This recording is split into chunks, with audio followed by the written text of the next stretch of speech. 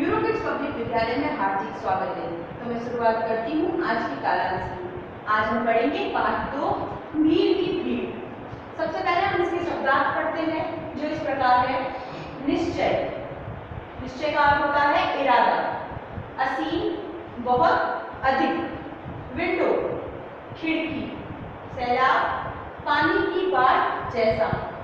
वृद्धि, बढ़ना। और अंकुश का अर्थ होता है नियंत्रण या रोकना।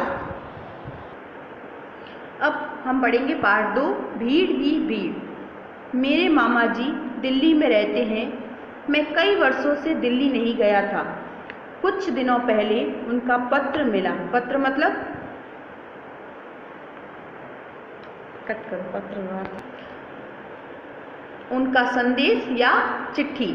समाचार था कि वे बीमार चल रहे हैं, इसलिए मैंने दिल्ली जाने का निश्चय मतलब इरादा किया। मामा जी के 6 बेटे और 4 बेटियां हैं। उनका भरा पूरा परिवार है। फिर मुझे क्यों बुलाया, मैं समझ नहीं पा रहा था। मुझे मामा जी से असीम मतलब बहुत अधिक प्रेम था और उनका पत्र मेरे लिए आदेश। अतः मेरा उनके पास जाना निश्चित था। टिकट का आरक्षण कराने के लिए रेलवे स्टेशन गया तो पता चला कि किसी भी गाड़ी में स्थान नहीं है। पूछने पर मालूम हुआ कि भीड़ ही इतनी रहती है कि 1 माह पहले ही सभी सीटें आरक्षित हो जाती है। अब क्या करता, बिना आरक्षण के ही जाने का निश्चय किया। देखा टिकट विंडो मतलब टिकट खिड़की पर लंबी लाइन लगी थी। मुझे जाना तो 2 दिन बाद था। उस दिन मैं घर लौट आया। 2 दिन बाद में जब रेलवे स्टेशन पहुंचा तब भी यही हाल था। मैं टिकट के लिए लाइन में लगा। लंबी लाइन थी। टिकट विंडो पर भारी भीड़ देखकर नहीं लगता था कि टिकट मिल पाएगा।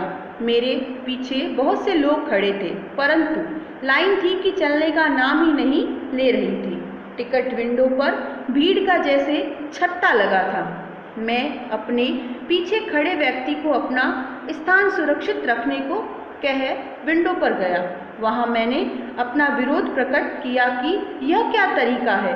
इस प्रकार तो पीछे के लोगों को टिकट ही नहीं मिल पाएगा। सब एक ही जगह भीड़ लगाए खड़े हैं। इतने में एक व्यक्ति बोला, भाई साहब भीड़ है तो ऐसा ही होगा, यह तो रोज ही होता है। किसी तरह टिकट लेकर मैंने कौन, जो लेखक है ना इस पाठ का, वो अपनी एक कहानी बता रहा है। मैंने रेलगाड़ी पकड़ी। डिब्बे में भारी भीड़ देखकर मैं दंग रह गया। दिल्ली तक का रास्ता क्या मैं जीवित ही पूरा कर पाऊंगा? मुझे ऐसा लगता नहीं था। बैठने की बात तो दूर, खड़े होने को भी स्थान नहीं था। बच्चे और महिलाएं भीड़ में फंसे चिल्ला रहे थे। किसी प्रकार मैंने भीतर पैर टिकाए मतलब वहां अंदर खड़ा रहा। भीड़ के असहनीय सैलाब मतलब पानी की बाढ़ जैसा, मतलब भीड़ इतनी थी जैसे कोई पानी की बाढ़ आ रखी हो, से जूझता हुआ मैं 10 घंटे बाद मामा जी के घर पहुंचा। मामा मामी को प्रणाम कर आशीर्वाद पाया ही था कि नन्हा मुन्नू क्रोध से मुंह लाल कर चीखता हुआ भीतर आया और मम्मी से बोला, माँ अब मैं राशन लेने नहीं जाऊंगा। इतनी लंबी लाइन में सुबह से दोपहर तक खड़े खड़े भी नंबर नहीं आता। रोजाना राशन खत्म हो जाता है। भीड़ के धक्के मुझे नहीं खाने। मामा जी का घर भी किसी रेलवे स्टेशन से कम न था। 2 कमरे और 10 बालक, साथ में मामा मामी। मुझे लगा कि जनसंख्या इसी गति से बढ़ती रही तो मकान बड़े व कमरे अधिक होने पर भी जगह न मिलेगी। मामा मामी के विशेष आग्रह पर मैं 2 दिन दिल्ली में रहा। वापस लौटने पर भीड़ का फिर वही हाल था।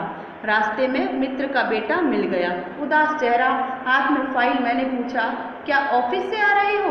वह फीके स्वर में बोला, 2 साल से नौकरी के लिए भटक रहा हूँ। हर साल भीड़ बढ़ती है और नौकरी के अवसर घट जाते हैं। इसी तरह लाखों बेरोजगार भटक रहे हैं।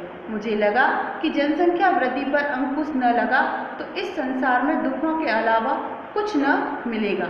इस पर अंकुश तो लगाना ही होगा। जैसा कि बच्चों आपने इस पाठ में पढ़ा भीड़ ही भीड़ में, कि आपको इस पाठ में जनसंख्या वृद्धि के बारे में बताया गति की हमें किस प्रकार से हानियां उठानी पड़ती है। अब आपको ये बात स्वयं पढ़ना है और इस पाठ को समझना है। धन्यवाद।